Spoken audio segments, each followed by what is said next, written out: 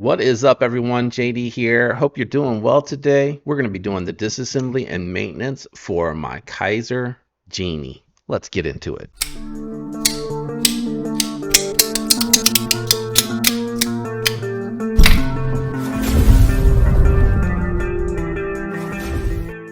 All right, guys, I do recommend a good set of tools and bits, and I have some linked down below if you'd like to check those out. And I do have the lube that I like to use linked down below. I'm going to need to fill that up soon. Down below if you need it as well. It looks like it's T8 and T6. Let me just check that. Yeah, T6 hardware and T8 pivot. And is this two screw construction? Oh no, it's hidden. So you got to remove the pocket clip. Unfortunately, you got to remove that pocket clip. The other hardware screw is kind of hidden off to the back there. This has been very interesting to check out, especially because I got this bad boy on sale for 37 bucks during their 50% off sale. Definitely worth it. Micarta 154 cm and nested steel liners in there. So really, really phenomenal value for the money, 100%. I do like this because it does make it a little bit easier so I don't have to keep pulling bits out for anything that does have a T6. That way I can just worry about my T8 hardware. Nothing there on the threads, so it is not thread locked at all. My card looks really good. I think I'm going to let that wear in naturally. Let me see what we're looking at here. It looks like we have some thinner washers in here. You do see these from time to time.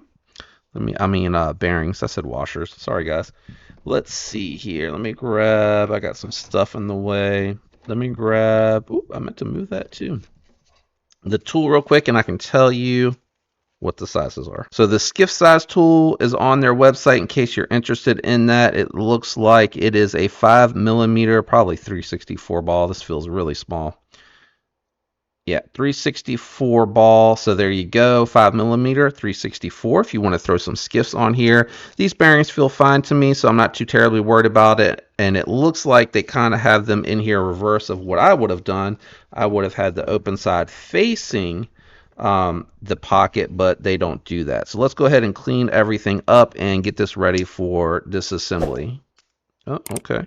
Where did the bearing go? It bounced. More bounce to the ounce, baby. All right, I know I'm silly. Clean that pivot off. And I would recommend very minimal lube. It feels like they're actually running it dry, but very minimal lube unless you're okay with that getting on your micarta. I personally don't think this needs to be tuned. It was pretty gummed up on the lock interface, though.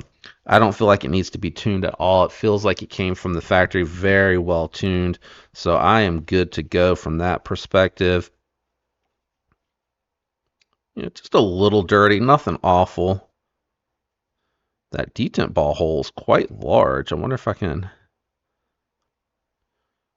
No, I can't quite get down in there. So I'm going to grab one of my circuit board cleaning Q-tips here. I always make sure to call out what they are. I like these because they do have an acute tip. They can get down into tighter areas and tighter spaces than you can with just a regular Q-tip. Now this detent ball hole was very gummed up. Very gummed up. So this potentially could end up having a even stronger detent, which would be crazy to think about. And I'm just going to go ahead, clean out the threads here. Just, keep them clean. Make sure that nothing gets cross-threaded. They look pretty clean. That detent ball hole, though, that was definitely a little bit more on the dirty side. So what I would recommend is actually, when you clean these, to minimize the lube on them. They're actually fairly clean. I would actually just take the lube, and I'll show you here in a second what I'm going to do with the micarta scales. I try not to do that too much on micarta. You can see here there's no lube coming through on that because of the way that I apply it. What I would do in this instance, though, is just take the lube, and I'm going to switch hands because I got a cut there and I don't want to get it in there. Take the lube and get it out on the fingertip and then run it around like that. Then pick your bearings up and then work them onto the bearings off of your finger. And that should keep it from getting too messy. I'm just going to use what's left on the other bearing. The pivot felt like it was being run dry, so I'm not too terribly worried about that. And I did reinstall it the way that they had it. The pockets are a little bit oversized, so it won't matter. Then clean the lube off so that you're not getting it on your scale. That's the best way to go about it. And then you can go about putting your applicator drop of lube there for the detemp ball.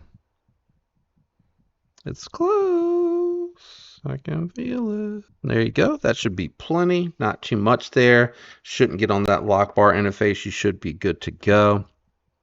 It should wear out on the track. Boy, this is a very... Oops, I forgot to put the... As soon as I dropped it, I forgot to put the stop pin back. And actually, I might just take a little bit of that lube back off. It didn't look that bad when it was sitting there initially. But then as I started to kind of move, it looked like it was a little bit much. It just needs to be a little bit. And truth be told, this was running so smooth anyway. I wasn't super worried about it. So there you go. It didn't click all the way on. You should be locked, ready to reinstall your scale. And that should keep your micarta dry so that you can get the natural oils. Or if you want to do a force patina, you can do that as well. We'll drop that one had some thread locker on it. We'll drop a screw in. That should start to lock everything in place. There we go. Feels good. Can I have this screw? This one here. Thank you. Magnets on the roller are actually quite strong. All right, those two should hold it in place. I should be able to get that T8 back in there as well. And again, they didn't have any thread locker on it, and it's not a hard use heavy knife with a big old blade that's going to be putting pressure on the pivot, so I kind of get why not. But if it does back out on you guys, don't hesitate to grab a little thread locker to reinforce it. So no play too tight.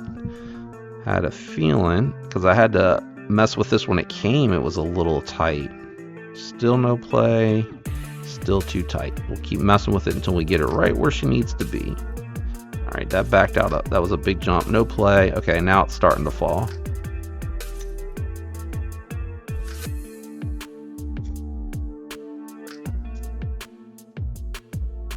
And I'll keep an eye on that to make sure it doesn't back out. I played with this one a little bit. I'm actually doing the disassembly before I do a bunch of carry with it. Let's see here if I can get that to fall back in. Perfect. So now I'm going to, now that I've had a chance to clean and lube it up, now I'm going to be doing my carry with it. And that way I can form my opinion for the review later. All right, that feels good. Feels good. The line, I know everything's steel, but the liners are still thin, so I try not to over tighten. But a fairly simple disassembly. Feels nice and smooth now. I'm just going to let it keep breaking in, carry this a little bit, do a little bit of cutting with it, and then we'll go ahead and get to the review on it, which will come out before this disassembly. But that was a very easy, straightforward disassembly. I love those, don't you guys? Let me know what you think about the Kizer Genie down below. I appreciate you guys watching to this point. It helps the algorithm. Special thank you to the channel members as well. I appreciate that extra layer of support you guys provide to the channel. And if you enjoyed this one, leave a like.